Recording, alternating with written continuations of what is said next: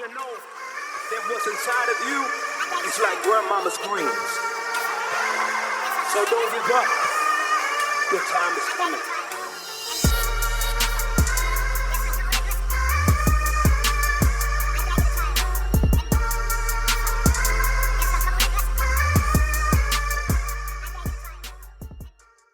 What's up, family? Welcome to Matthew 77 Project, Season 1, Episode 4. AK, you want to tell them what we're talking about today?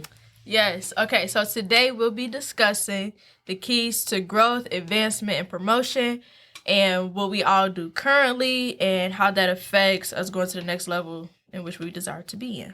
Yes, Lord. Hey, and be sure to follow, like, share, subscribe, Matthew 77 Project on all social media platforms. That's where you can find us. And look, we hope you enjoyed today's episode. What's up, family? Welcome to Matthew 77 Project, Season 1, Episode 4. I'm Samuel, a.k.a. Mr. Lion-Hearted. I'm Armani, a.k.a. AK, authentically.ak on Instagram. And of course, I'm Dom. I got a word for you, Dom. So today we got a good conversation lined up.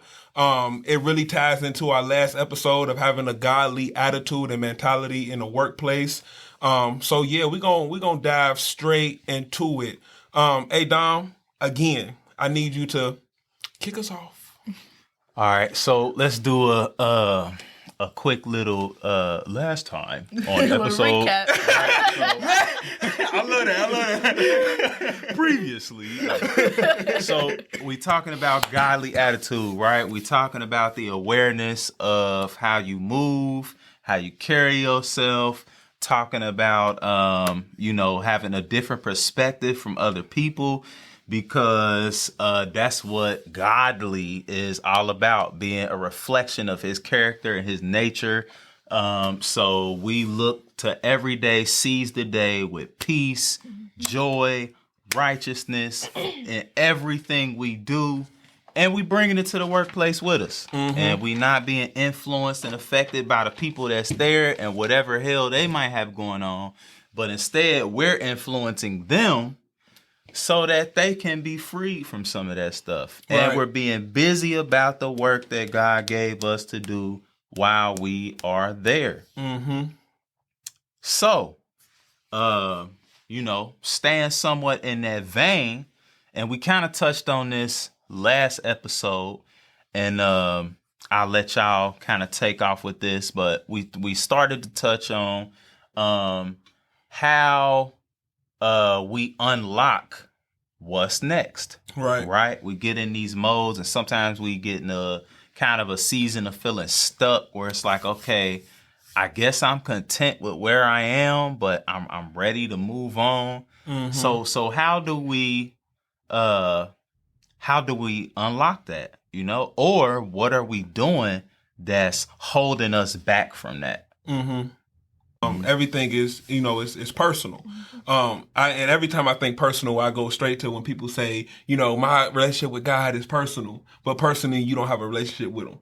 So we want to make sure that, in our personal walk, we are doing everything necessary to really advance and grow in every area of life. We were put here to win. We want to put here to be at the bottom, to lose, to come second to nobody. Mm-hmm. So if we are in a place where we are stuck and we don't feel like we are advancing, it's a you issue. Mm-hmm. So, on top of that godly attitude, it's knowing what your purpose is and what you bring to the table at whatever table you sitting at. So if you are, whatever profession you in, whatever job you're working, that's your table. So you have to understand how your purpose ties in to that table. Mm-hmm. And everybody, even if you don't know what you're supposed to be doing, what God wants you to do, technically for yourself, you should know that regardless of the fact you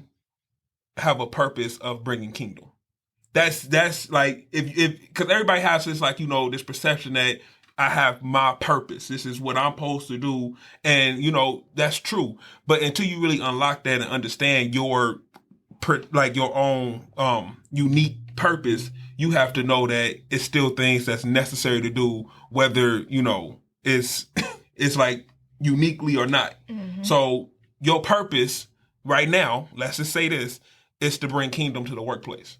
That's your purpose. That's what you're supposed to do. And how you do things like that is growing and knowing God. You have to grow and advance in your relationship with God so you can advance and grow in other areas of your life. So it's kind of like going to school. You can't you can't teach somebody something that you don't know. So you have to first know and go through them courses and go through that class and, become certified, to be able to, advance. Right. And to help somebody else advance. People wanted to see your proof. Right, absolutely. So I think the first key and the first step to advancing is to first advance in your relationship with Christ. Not having behind that, my relationship with him is personal. Because personally, he's like, what relationship? So I hear stories all the time, when somebody think they're in a relationship and they really ain't. So it's like, the one thing you don't want to do is get played by God. You don't want to think like I'm in this relationship and we got this thing going on and he told us I don't even know you. Right. We don't got no relationship. So advance there first. Don't try to bring kingdom. You don't know what kingdom is. Don't get stuck in the rigmarole and just saying the good things that sound nice that you think you should be saying. I'm here on a mission. What's the mission? I'm here on a mission.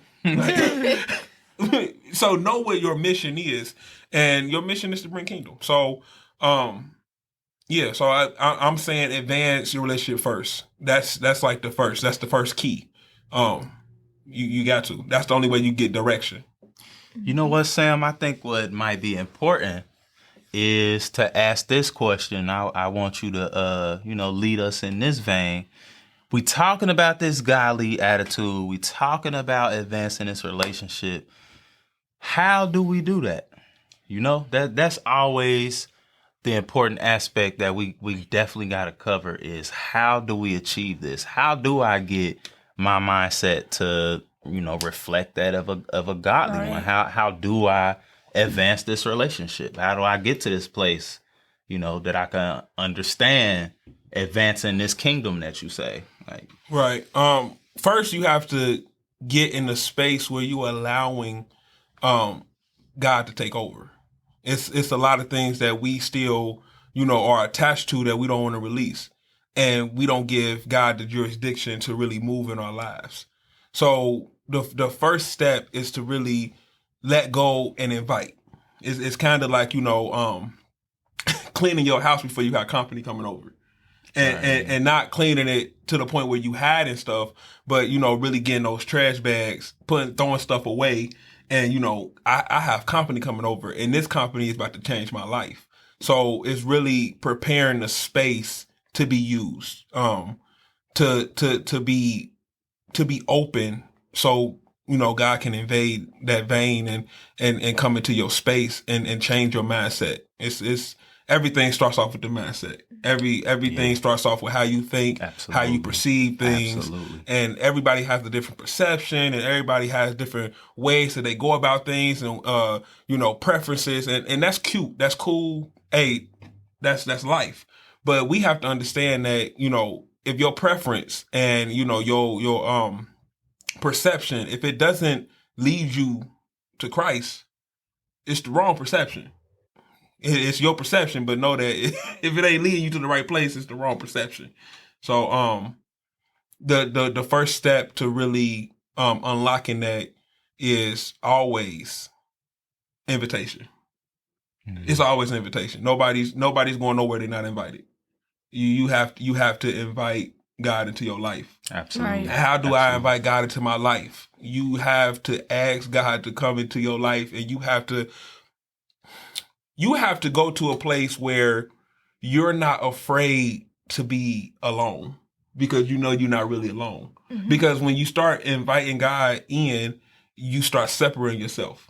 Yeah. And I heard somebody say, I love this. You're not alone. You've been separated. Mm-hmm. And that's the truth. You not by yourself. You feel by yourself because, the people that they not rocking with you no more. But that's a great indicator that you going in the right direction.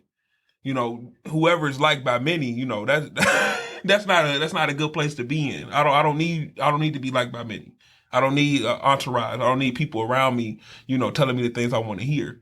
Right. If you walking away from me because you feel like I'm different, hey, feel that way. Right. Feel that I'm different. I'm brand new. All that good stuff. I can't be the same and be changed. So if you walk up on me and you say you changed, you different, you brand new, yes. Absolutely. Yes. Yeah. I am brand new, I'm different, all that. You can call it whatever you want. But yeah, that's invitation. And invitation is how you do that. You have to really indulge yourself and get that desire. And it's okay to ask for that desire. You have to ask for that desire to want to know God, to study, to read His Word. It's okay to ask these things. You have to ask these certain questions, and so He can give it to you. Right. That go all the way back to, closed mouths don't get fed. Sure don't. Closed mouths. So you have to open up and say what you want. And if you want God in your life, you have to tell Him that and invite Him in, and and grow that relationship. You got to get into that mode where it's like, this is the only thing that matters. Nothing else matters. We don't know how to let go of what we want, so it's hard. So then you go around this big old circle. I just said, every time I try to prove a point or I try to say something, I go around the whole block before I get to what I'm trying to say. And people, they take that block as being your life. People go around the whole block and then they get back to the starting point. And they be like, oh, I just had to let go. Mm-hmm. Like, imagine walking through like a neighborhood with luggage. You just walking around with this luggage. And you tired, your hands hurting, your arms hurting. And for some reason, you're not letting go. I mean, just drop it. So, we have to drop things to come into a new. We fumbling blessings, and we can't grab what we have for us because we still holding on to old stuff. Mm-hmm. Your hands too full. Mm-hmm. So, my days when we used to eat, my days used to be like your eyes bigger than your stomach. Yeah. It's just like we see it, we want everything, and we think we can have God and the world. Mm-hmm. We gotta pick one. You in the world, and people love to. I'm in the world, not of the world. People love to quote that, but they don't love to walk that. So it's like you have to make a decision. I say all of that to say invitation. That's important. The invitation, because it says that I want you here in this particular area and, just generally in my life. What's up, family? Sam here. I'm here to introduce something new, fun, and exciting on the podcast, and it's called Dom's Storytime. Now, Dom's Storytime started off with him just telling us different stories from the Bible, but it was so much fun listening to him tell them because he was reading from the Living Translation Bible. Now, the Living Translation Bible is just a Bible translated to a more modern language. So you don't have to worry about all the henceforths and thous. You good. You can really understand what you're reading. But he really paints a picture for the mind, and he creates a desire to read the Word of God. It's fun, entertaining, and it still allows you to learn and understand. So we wanted to share Dom's story with you because we enjoyed him so much. We just know you will too. Here you go. So check this out. I'm all the way in 2 Kings, the beginning of 2 Kings. And this is the story of Elijah and Elisha, the prophets. So, like, in a lot of these stories, some of the most, I'll use the word entertaining, but funny parts of the stories just be how reckless that the man of God was allowed to be.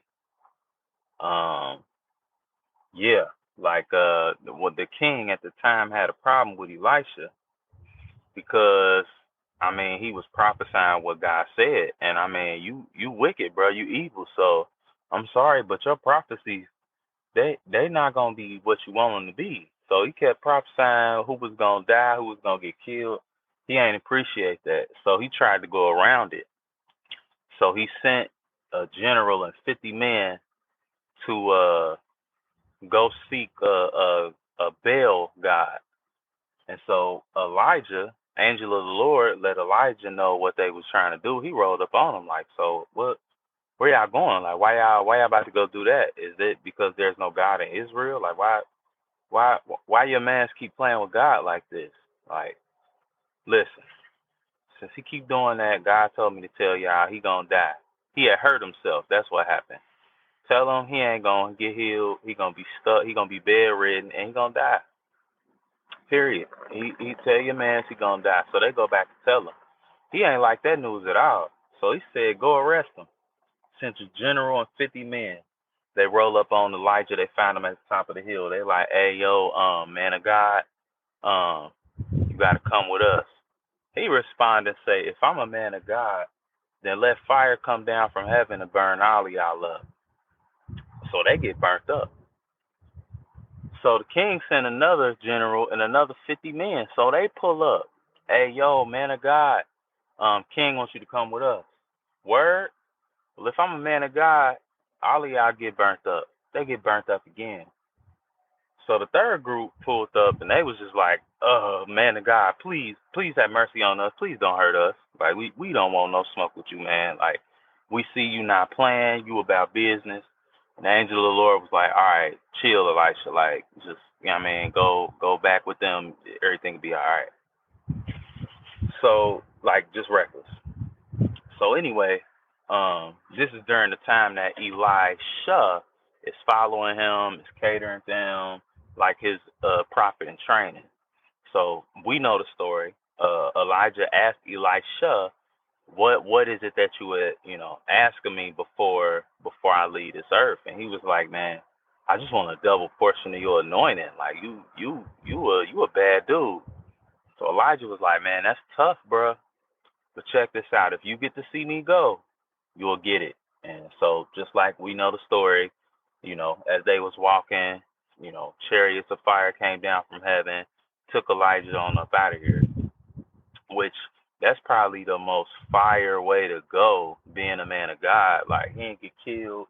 He ain't die. Like, God literally cracked the sky, was like, yeah, go pick him up. Like, go pick him up. Like, that's dope. Like, if I can go like that, that'd be nice. You know what I mean? Just imagine you chilling with somebody, y'all talking or whatever, and God literally cracked the sky and sent angels especially for you. Like, so anyway, this right after that, right? So,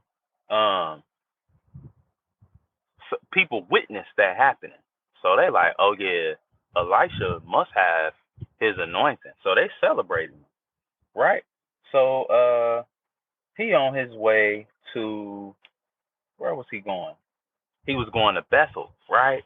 So you had, and the Bible literally say some young boys, this for you, Sam, they was making fun of Elisha, because of his bald head, just mocking him.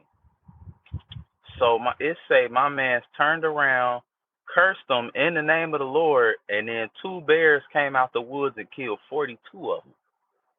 And that was just that. Like, they was flaming him, roasting him, capping on him. Oh, milk dud head. Oh, kneecap head. Oh, elbow head. And he was like, oh yeah, watch this. And they just got ate up by bears, like, out of nowhere. Like, this, you just really shouldn't play with a man of God. Willingness is also a very important thing. People talk about free will all the time, which we all have. And that, the idea of free will, to me, right, in my human mind, is just like, man, God, you was on to something there, because if it would have been me, wouldn't have been no free will. Like, I'm gonna give you the ability to either choose me or choose against me. no, I don't think so. Like, you gonna choose me. Like, you just Right. gonna be how I want from the jump. Like, Right. Which, I mean, I guess that explains why we spend so much time trying to control people and whatnot. But, Don't do that. yeah, I know, right? You just swept it on now. But no, like I kind of understand because God wanted it to be authentic. So it's if you authentically, AK, like, yeah, I know. So I'm good like that. But he wanted it to be like, if you choose me, it's because you want it to. That makes it, the weight of that is so much heavier. Like, that's so much more, that's valuable. Like, you appreciate somebody, you said this before, you appreciate somebody that loves you because they want to love you, not because they feel like they're forced to love you, or forced to be around you. So that's the thing about free will. It just so it's dangerous at the same time because you also can use that same free will to decide, yeah, I don't want nothing to do with you. I'm cool. So that willingness is also as important as the invitation. You know, I'm inviting you in and I'm willing to whatever it is that's necessary for me to do so that there's room for you to come here where I'm inviting you to. I'm willing to do that to the best of my ability and to, you know, as much as I can cover. There are some things that we can do and need to do in our own strength. And then we need to realize the cutoff to where it's like, okay, the rest of this only God can do. Exactly. Your small little part is, of course, the invitation, having a willing heart, and a made up mind. Like, this is what I really want. Right. You have to decide that you want a godly attitude. You have to decide that, you know, you want things to change within yourself. Because that's the place where it's going to happen before it can happen anywhere else. Right. You know, you can't think the same, have the same kind of feelings, respond to life the same way, and try to balance that with, well, I also see things differently. You know what I mean? That's like putting on glasses, but it's a smudge on them. Like, yeah, I can see. It's blurry though. Right. Like, I can see, I just can't see clearly. Like, so you can't have both. But yeah, you definitely have to, you know, invite, because that shows the openness that you want him to come to you. But you also have to have the willingness to do what it takes so that the relationship can build. Right.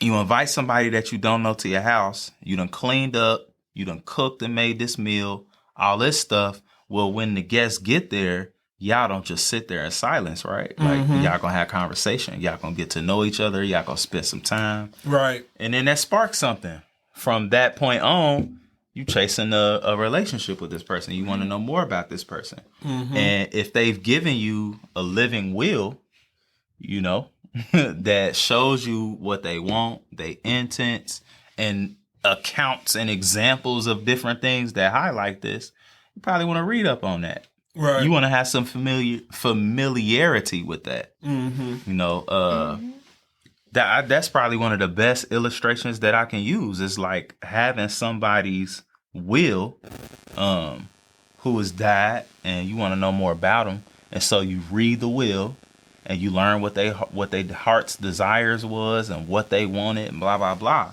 But the difference is, the plus side is that God is not dead. Right. So not only do you have this will that you can read and understand about him, but then he's also there. Like, imagine that person, you was reading their will and you could ask them, hey, what did you mean by this? Right. And they could answer like, oh, no, I didn't really want you to give that whole estate to your sister. I wanted you to give her this part. You know what I mean? Just clarifying stuff for you. So that's what we have. So that's really what establishes that in your mind. You know, that openness, that willingness, and then that repentant heart, right? We talk about that word repentance, and I always think it's important to highlight that that's not a religious word. Repentance does not mean crying, snot bubbles, and I'm so sorry. Right. That may be byproducts of the place that your heart is in, but the beginning of that is a change in your mindset. No, Right. saying no more. I'm done. Yeah. Making up your mind that I've been doing this but I want to do it differently. I want to change. I want to change. And like you said, that'll bring separation. It'll bring a little bit of isolation. But that's just to get you to the point where you don't have the same influences and distractions. So if I'm getting you correctly, the keys to advancement and growth, in the workplace, is you have to be willing.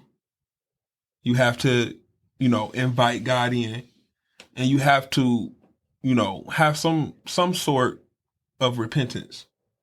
These are the keys, and the keys are so tied into your relationship with God because it's vital. Because without that, you can't advance nowhere. Right. So these are the first step. So if you wanted the keys to the streets, if you wanted the access, it starts here. It starts with the hard work, because it's hard to be willing when you're not willing. It's hard to show repentance when you're not sorry or you don't know what to be sorry about. This study guide we got, this rule book, people call it a rule book, but the Bible tells us, what to do, how to do it, and when to do it. So, if you're moving the wrong way, if you read, what not to do if you read, what to do if you read. So, the keys are in the word. So, what to be sorry about. It's a lot of things that we do, and a lot of ways that we move that we don't know are wrong, but they feel good, or they have temporary good results, So it's like this, I did this and I know it wasn't right, but it helped them out.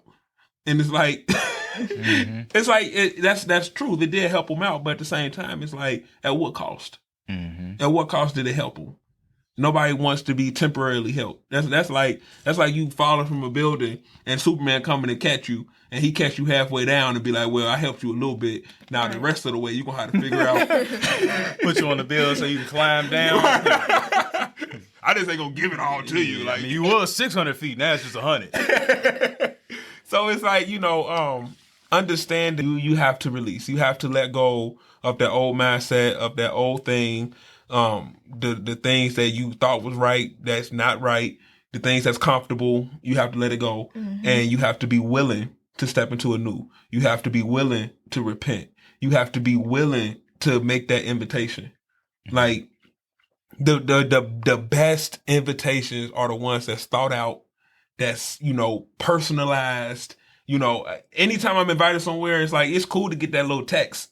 Like, hey, come out. It's cool. Like, I appreciate you for thinking about me so much that you send me a text. And it might even be like that mass group message. That's cool. I'm glad you thought about me and you put me in a group. That's cool. Right.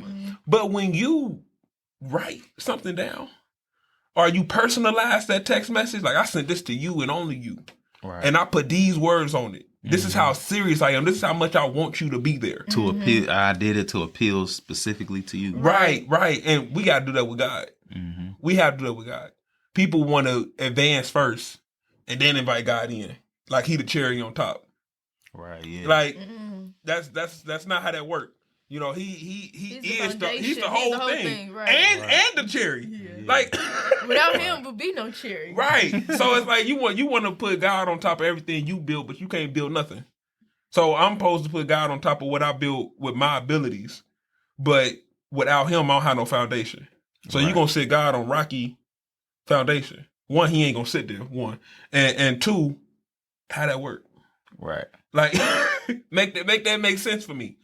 So he is the whole thing. We have to get out of this mindset that I got to do this first before I do this. A lot of people think like that. It's a lot of stuff I ain't trying to give up. So by the time I get to that point, then I come visit and get church once I'm still in the club. I still like being in the streets. So I ain't. But until you come, you're not gonna stop. Right. You don't do that by yourself. So we have to understand that investment always starts off with God. Always. It always starts off with that connection. It always starts off with that willingness. It always starts off with the invitation. Always. So it's like, that's the keys. I want to make that clear for everybody that's watching and they following along. The keys. You have to be willing. You have to, have that repentance in your heart, and you have to have the invitation ready and for specifically God, not that that mass message invitation. I want you to come. When you walking outside the house, God, I want you in my life. Like, who you talking about? You want me where in your life? How in your life? Are you giving me full access, or you? What do you want? You just want to tell people you know me. You want that connection. Like I don't know what you want. Right. So we got to be specific when we talking to God. And all of that's critical, because doing all of that, that's still in the category of first steps. We talked about this, last week. Like, you have work to do.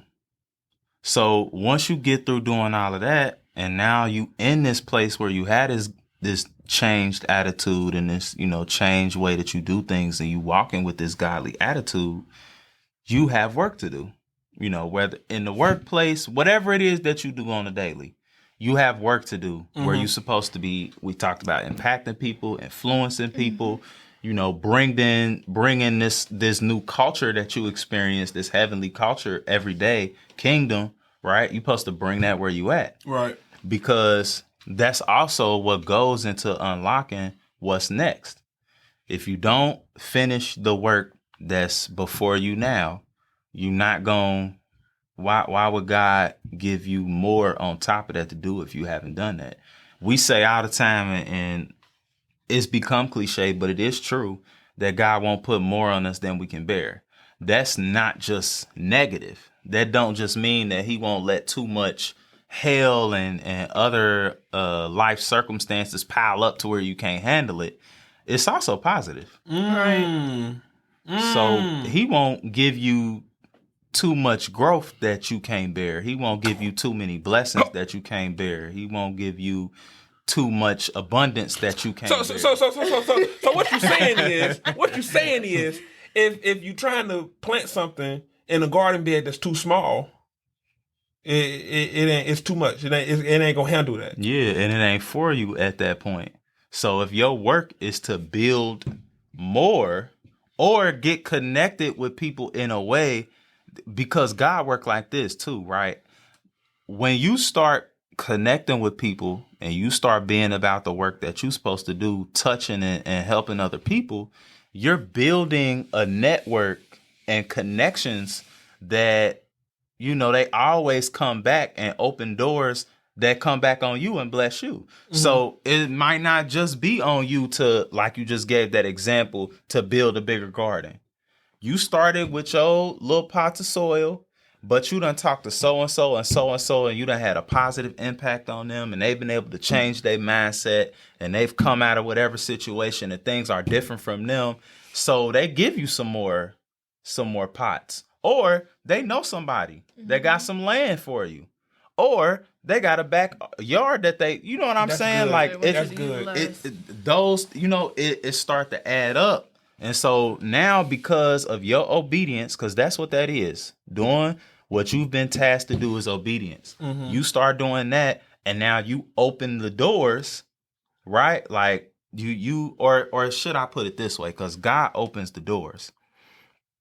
You just put yourself in a position that he's willing to open the doors for you to go through. Let me say it that way. Mm-hmm. We don't open the doors. God opens the doors. But when we make it our business to be about doing the things we're supposed to be doing, because we've had this invitation, we've had this willingness, we've had these repentant hearts, so that we were where we needed to be to where he could come in and then delete all this other stuff we had, download this positive attitude, this godly mentality. Now we're taking it everywhere we go. Now we position for everything he wants to do.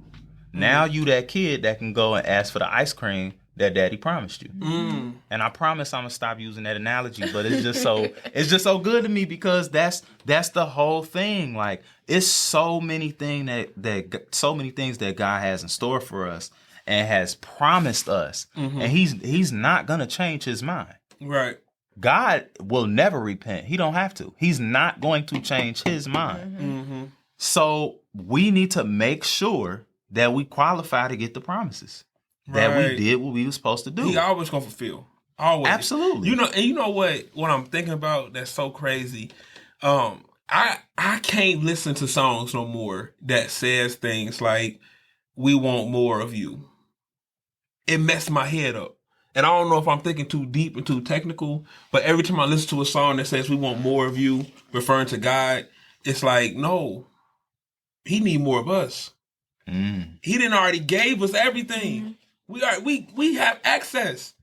So for us to cry out and say, we want more, it's like, no, you need to give more. Or could that be a form of invitation though? What? Telling God that like we want more. Like inviting him. No, you're right. Because I don't. If I invite you to a party and say I want you to come over more, you already here. I get it. You already here. Maybe you should make yourself more available. Or like if you go to a party and everybody else having a good time, you're not having a good time. So what are you doing to contribute? You know, I got it. Mm-hmm. When you, I get that. I get that. I'm gonna tie them both together. I'm inviting you, and I'm saying I want more of you. So to get the more of you, like you just said, I'm gonna make myself available more. There are going to be many more meetings I'm going to make available. Everything is a you issue. Yeah, I'm gonna make sure I clean the house every week. Right. I'm gonna make sure I cook a big meal every week. Right. And then I'm gonna get the that more go all of you the way that back I'm to asking the growth. for. All the way back to the growth. I can't give you more when you can't handle it. Exactly. So before we ask for more, we have to make sure that we are able to handle more. Yes, it's two-way. I'm gonna give more to you, and you're going to give more to me. Right. Mm-hmm. But until I give more to you, you can't give me more. So now I'm thinking like, okay, when I'm asking, God, I want more. Am I asking because I just want more? Because it sound good? Or because I'm really ready? And if I'm really ready, do I need to ask? Right. Like, the way that God operates and the way that he moves, everything is already set in place. Right. Do you really need to ask that you already invited him. So once you already made the invitation and he's there, you connected, he's in your life, he has control. Once that happens, do you still need to ask for more? Or do you just need to do you on an excellent level to where you just give more? It's like when you get a promotion at the job. And people have this like these stories where they go in and it's like, I had to demand this position. And they had to give it to me. I had to break it down and make it make sense. Okay, that's cool. But when it comes to God, you don't have to go in and demand this position. It's like, this is the place where your works show. Mm-hmm. And it's like, I'm going to give you more based on your works. Mm-hmm. So you can ask for, what I promised you. But when I hired you, I didn't promise you a promotion. So and I say that because I'm making the separation between, advancing in the kingdom and advancing in the workplace. When I hired you in the workplace, I didn't tell you that you're gonna get this promotion at this time, this way. God makes you promises, and you can go to Him and say, "Hey, God, you promised me this." Mm-hmm. You can do that, but you can't do that in the workplace. So don't confuse the two like they together. Where I got to ask God for more because I'm ready. No. You don't have to ask Him for more because you're ready. I think you have to do more. Yeah, I think that if you understand what you're asking and you know what that means, okay. Because if you're asking for more, what you're saying is I want to go deeper. Okay. In my understanding, okay, in my knowledge. Change my perspective. Change that. I want to go deep in my understanding, in my knowledge of you, in my relationship with you. I want to go deeper. It's levels, right? Like we get into it, and being a new believer, we just excited. I'm a new creature, all of that. But it's levels because it's things that you have to be taught. It's still conversions that have to be made, changes in your thinking. So it's like wading in the water.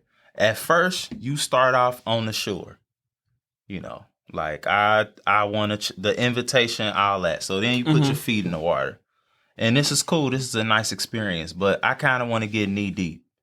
So you go out a little more. Now you waist deep. Now you up to your neck. before you know it, you in there, you drowning in it. Like, so it's, if you know that that's what you asking, then okay. And if not, then make the distinction and say, I want to go deeper.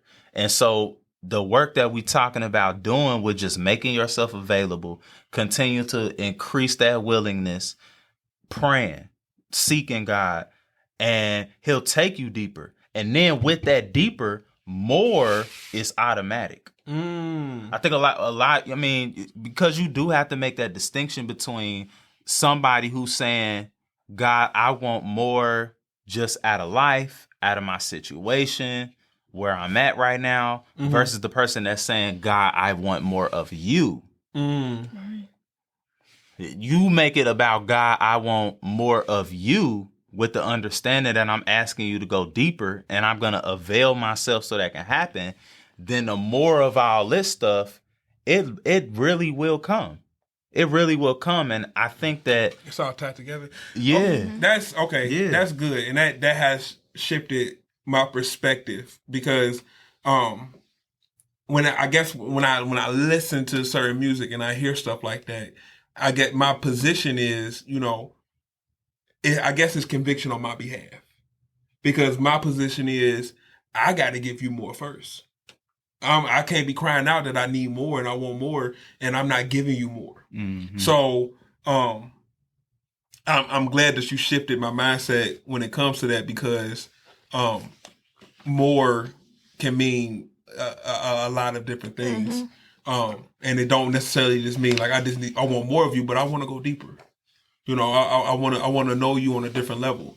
Before I got filled and I was able to speak in tongues, I used to cry out and ask God, like, I want to speak to you in a different language. That used to be my prayer. Like, I want to talk to you different. And you got to be specific. So I'm glad you said that, because now when I hear that, I won't have that mindset of, we got to give more first. And if I still do have that mindset, then I know that I need to give more. Yeah, it's a conviction, because you're not totally wrong. You're not wrong. I'm just making sure to, add the, fill in the rest of, you know what I'm saying, to make it fully complete, because you're not wrong. And for many of us, that is the truth, where it's like, you can't handle more. Right. You're not in a place where I can give you more. In all of the aspects that we're talking about.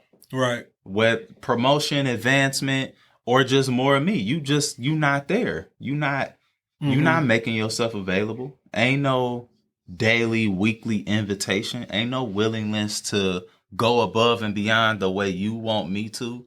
We be wanting God to do so much, but we not willing to do anything close to what we want him to do. Right. We want him to open doors, take care of us, shower money on our front porch, make the bills cancel. They said we want him to do all this stuff, but we don't want to hardly do nothing. Hey, I heard somebody tell me, and I'm sorry to go off like this. I heard somebody tell me, I made a TikTok video, somebody comment, and they say, Jesus said, I already paid the price. I ain't about to pay your bills. Hey, when I tell you that tickled me, That tickled me. I was so weak. I'm like, that's not true, but that's funny. Because I ain't gonna lie, I got a mindset now where if you doing God's will, he handle it. Yeah, that's how I move. It literally say that though, hey, right? We talk about this all the time. It's God's will. Seek ye first the kingdom. I'm about to walk in there. That was fire. I needed that. Hey, that was Let's fire. get it done. Because if he give you vision, with the vision come provision. Right. Right? Like, whatever he tell us to do, he gonna make a way for it to be done. He already made the way. We just gotta walk in that. Talk that talk. Like, talk that talk. that's how I am. But like, finding my space for my business, I'm like, I went to Target and I was just window shopping. In my head, I'm like, I'm shopping for my now a small office, but it's a big office. I just haven't got there yet. I'm just, a few days behind. That's how you got to be. Like, it's already there. God has already put it in place. We just got to allow him to be the manifestation of it and walk in that manifestation. Right. Of what Absolutely. he said he already did. He already said it. Right.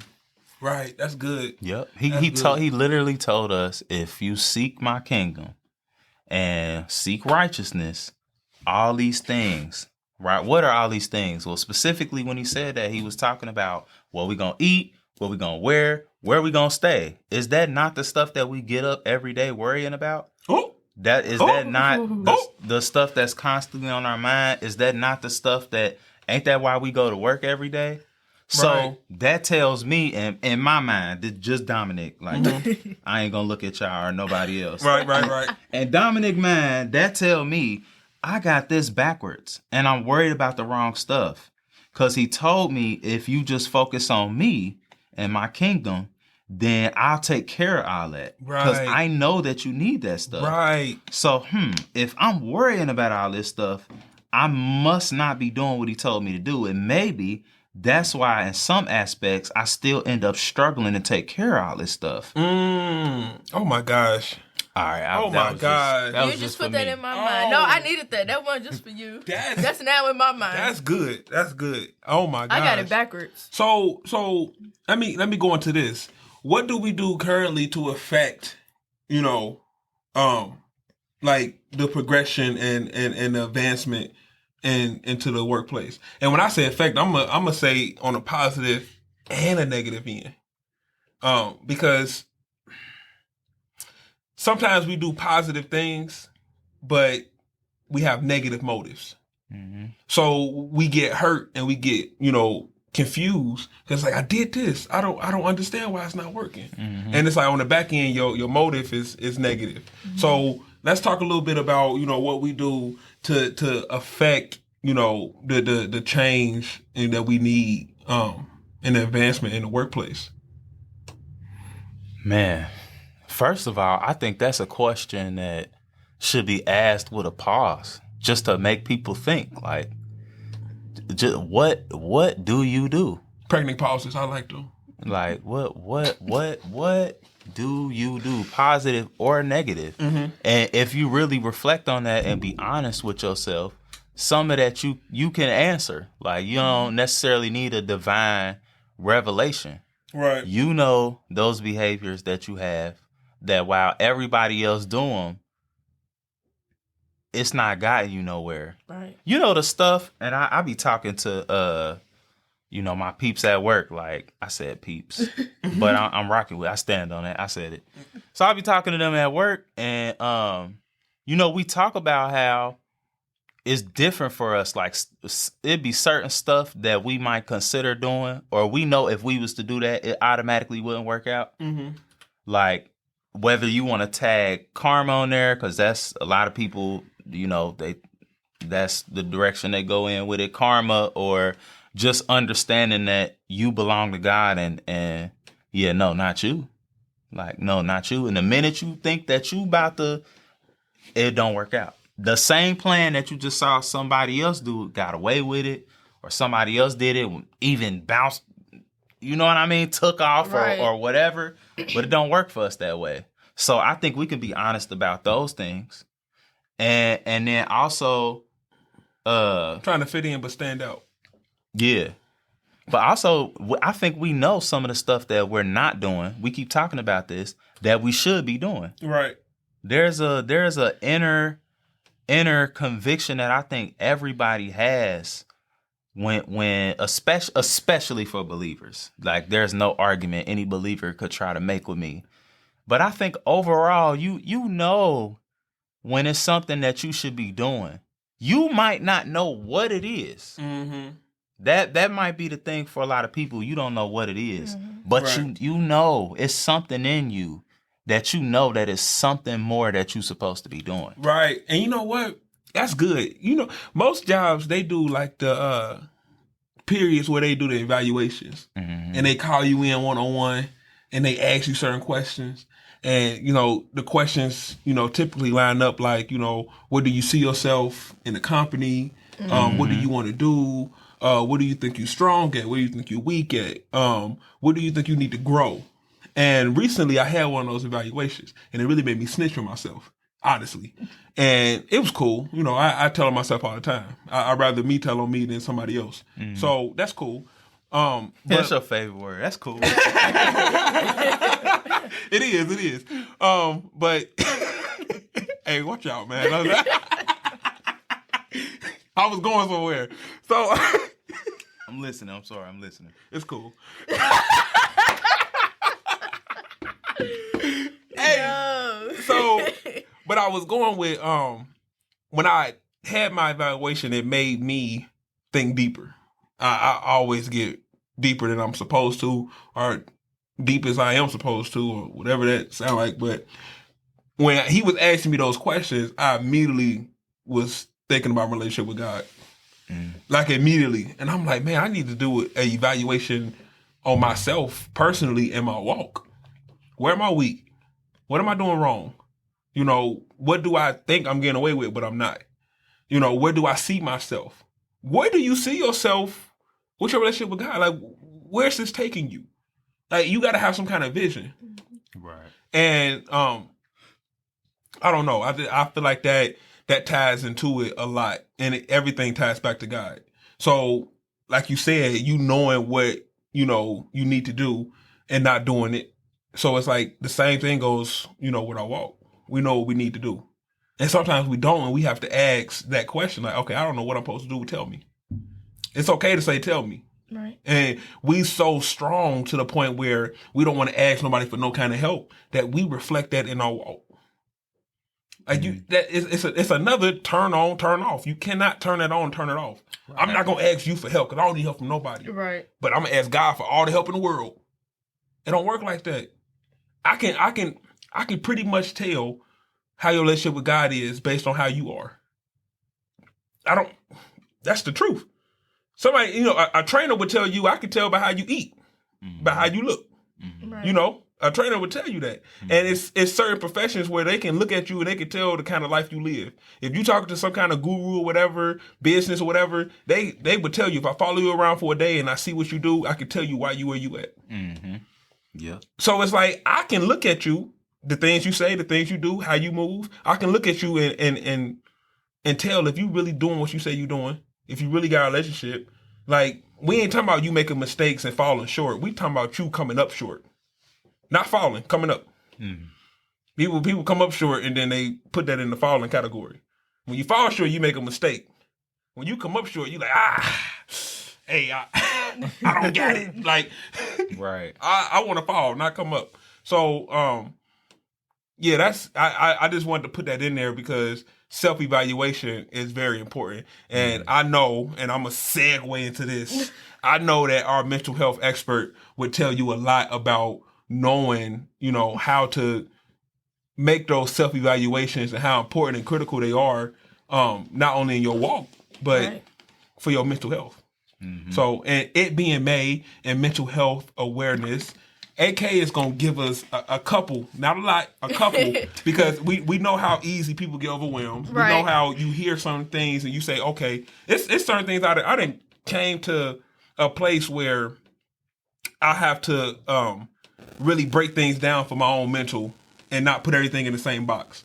You ever go to like a somebody speaking or whatever, and you really hear something that really move you, but they coming at you hard. They not just giving you one thing to go home and chew on. They give you boom, boom, boom, boom, boom, and you go home and you be in the car like, dang, it's so much stuff I'm not doing. Right. And you feel overwhelmed. Yeah. So AK ain't gonna give you too much where it's easy for you to bail on. Like, okay, cool. I was cool with bullet point 1 and 2, but then she came down with 10.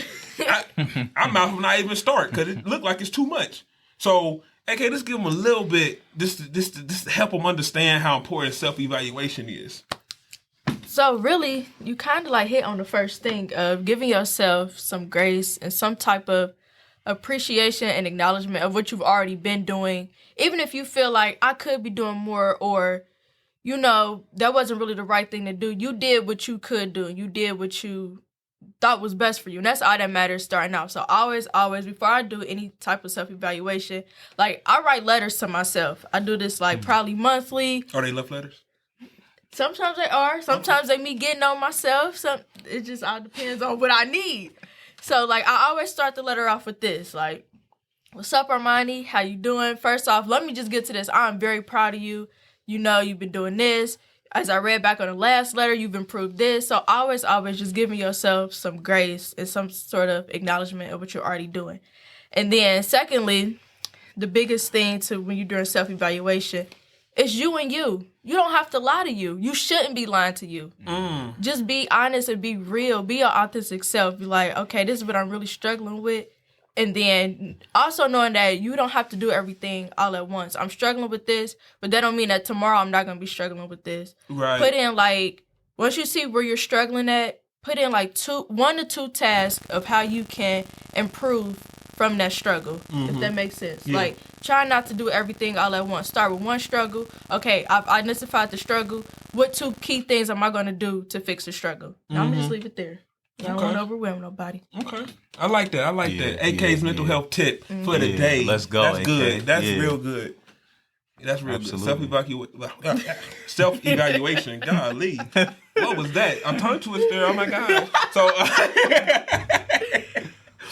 but yeah, that's good. So we are the cause, whether that's a negative or positive way, and advancing and achieving our desires.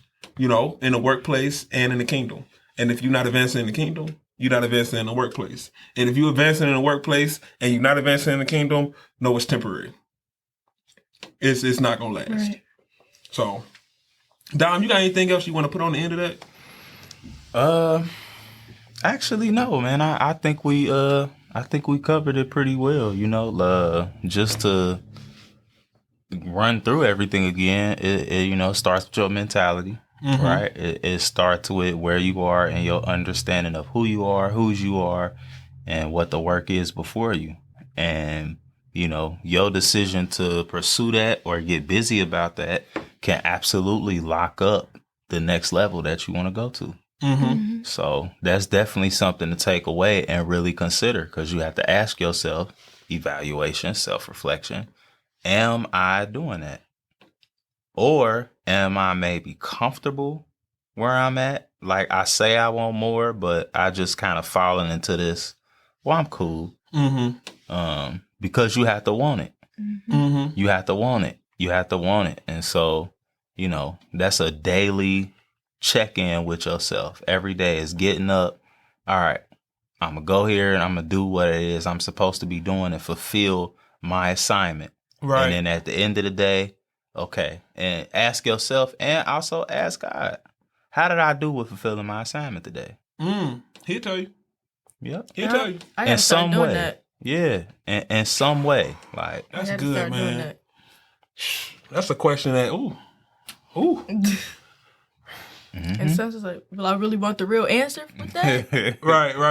But you ask. Right. You know it anyway. Right. That's good. That's good. And I'm not going to say you know it anyway, because the whole point is asking to see if you're in the right direction. Right. So I don't want to say that too much to the point where people think that a question could be dumb or, I shouldn't even ask because I should already know. And it's like some things you shouldn't already know. And when it comes to evaluating yourself and asking God if you're doing the right thing, you don't already know that. That's why you asking the question. We don't want to, spend years, weeks, or, even time, like minutes. We don't want to spend, nothing doing the wrong thing, going in the wrong direction. We don't want to. So we have to, be mindful of asking that question and being okay asking that question and wanting direction. A long time ago, I heard somebody say this and it stuck with me. It stuck with me like glue. I mean, it stuck with me like soul food stick to your bones. I mean, it stuck with me like that peach cobbler. So look, it stuck with me like that. So he said, every no is a direction from God. And it made me look at no's different to the point where when somebody rejected me, I was like, okay, you mean it? Like, are you really? Are you sure? Right. Like, this is okay, cool. Because I thought this was great. So if you're saying no. Right. I thought it was great. If you saying no, it's like the first time. I ain't gonna lie to you. I ain't too proud to say it. You know, I ain't too proud to say it. A long time ago, we used to be on food stamps. You know, we used to do that thing. You know, and the day Mama came home and she said, we ain't doing this no more. We better than that. We want more for ourselves than just what they gonna give us. Yeah. She changed. The mindset changed. So sometimes you need it. Then I'm not knocking nobody on food stamps. I'm playing and joking. But when you need it, you need it. It's help. That's what we ask for. Help. So you pray God for help, and He give you food. Whatever it is, it's help. But what I'm saying is, I say all that to say this: when we stop eating that generic stuff, got to that real. I always thought it was like toasted flakes. I never knew it was frosted flakes. I never knew. I'm crying. I never knew it was frosted flakes. So until Fruity O's. Hey, look. Until I got to that place where it was like loving a no and really taking that direction, I started seeing life different. A yes is great, but a no is greater. I don't care what nobody say. A no helps you. Everything. Like even I heard a story a long time ago about the 9/11. Like everything that happened on 9/11 with the planes. You know what happened on 9/11. So I heard when I heard that, they said, man, can you think about how many people was upset before they knew what was going on that they was in traffic late? Or what about the person? People don't think about this. What about the person that got fired and they ain't know why they got fired? Don't come into work tomorrow. Like this little stuff like that. The people that was So now every time something happens, I'm like, whew. I'm on the highway and it's like it's a traffic jam.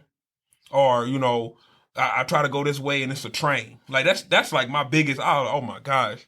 I'm already like running late and then a train hit me. I'm like, whew, God, what are you keeping me from? Right. I go straight to that. Like, and I get happy. I sit in. Yeah. Sometimes you gotta throw it in park, just relax. Hey, look, recline the seat and everything. I don't know what you got me waiting on, but look, For I real, appreciate it. Like for real. So it's for real though. Take every no as a sign of direction from God.